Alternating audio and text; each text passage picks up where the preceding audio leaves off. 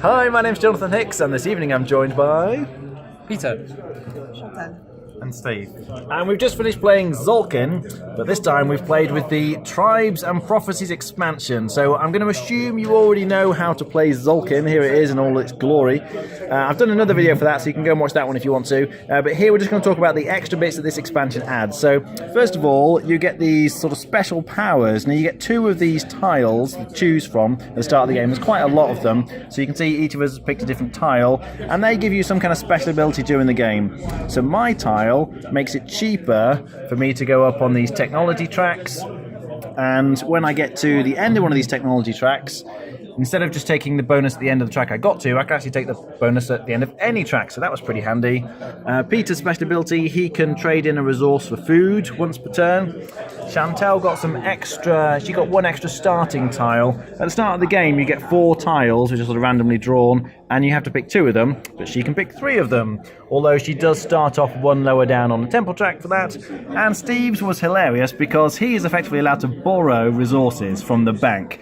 So he borrows whatever he likes from the bank, but then if he doesn't pay it back during the game, he has to pay interest in corn and various points during the game, and then he loses quite a lot of points at the end of the game if he hasn't paid back his debt. Steve spent most of the game in quite a lot of debt.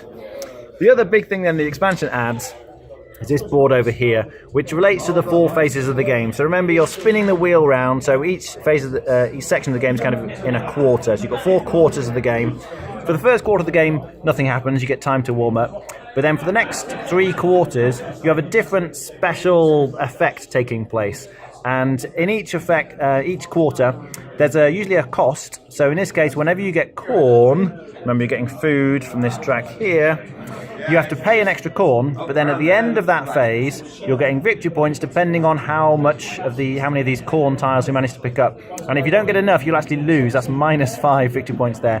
So the next one we played with was for getting positions on the technology track. You've got to pay an extra resource, but again, you're getting points at the end depending on how many or where you are on all the technology tracks. And then finally, you have to pay extra corn when you stick the guys on here, the crystal skull tracks.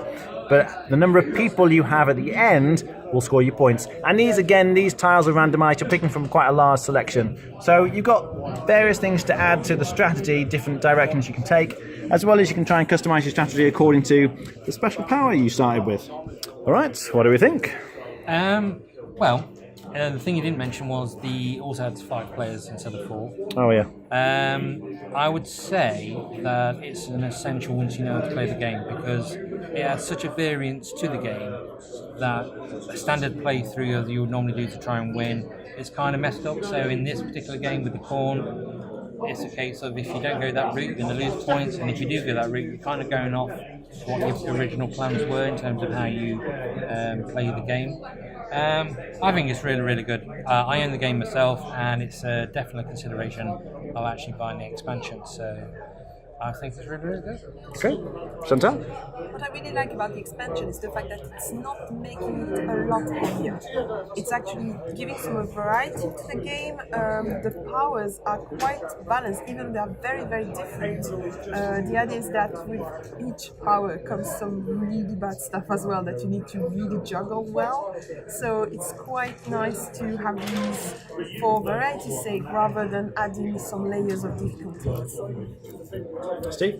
I think they're great. I think any game where you can personalise your player power, especially in this one you get a bit of a choice. I think Voyages of Marco Polo, they're just so powerful, and they are so powerful here. You get a choice of 2 and you pick one, and you just try and make it work the best you can. Jonathan's and Peter's were quite positive powers, as in they didn't detract from anything, whereas Chantal's and I's had different meanings. I was 1 point in 14 VPs of that. I did get back to just 4 at the end of the game, but I've played this a few times and I've never been able to make it work the way I think it could possibly work, and I really like the fact that I could try again next time and do something completely different. The prophecies as well, they kind of give you an aim. They can give you an aim. You might choose different starting tiles or different powers based on what the prophecies are. You've got some that affect temple tracks, you've got some that affect the number of buildings you've got. So within every aspect of the game, there's prophecies that could do that. And the fact that they can all change up is brilliant.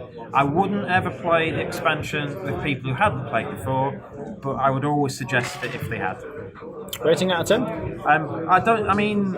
given I think it's essential to people who've played it before, I think this is a better version of the original game. The original game I rated a 7, I think, because of a certain aspect. I'd probably rate this as an 8.5 with the expansion, because it kind of it makes you think a bit more. It makes you, like Peter said, it doesn't. You have to diverge from what you'd like to do, and you've kind of got to fulfil the prophecies and play to your power. Okay, rating? 8.5 as well with the expansion, but I would like to have the 5th player thing as well. Okay, Peter? Well, I can't remember what I rated it, but I would say the expansion would give it a +1. I think I might have given it a 7, so I would tend to say an 8. But ultimately, it adds to the game without adding any complexity. If you know how to play, it's nothing extra, but the dynamics of how you play is threefold, fourfold. So really good. Yeah, I really like this one, and the having the sort of personal player powers is separate from the prophecies thing. And actually, because the player powers don't really add any complexity at all, I would happily play those with somebody who's never played the game before. The prophecies can be quite punishing though if you're not careful, so you maybe introduce that one after people haven't played. But it's nice that you can just decide whether to have one or both. I think they're superb. Definitely, I would always want to play with them, and improves the game for me. So I would always want to play now with the expansion. I just think it's great. So in terms of where the game's at for me now in total, I'd be on a 9 out of 10. I think it's superb. Absolutely love it. All right, thanks for watching. That was Tzolk'in, Tribes and Prophecies.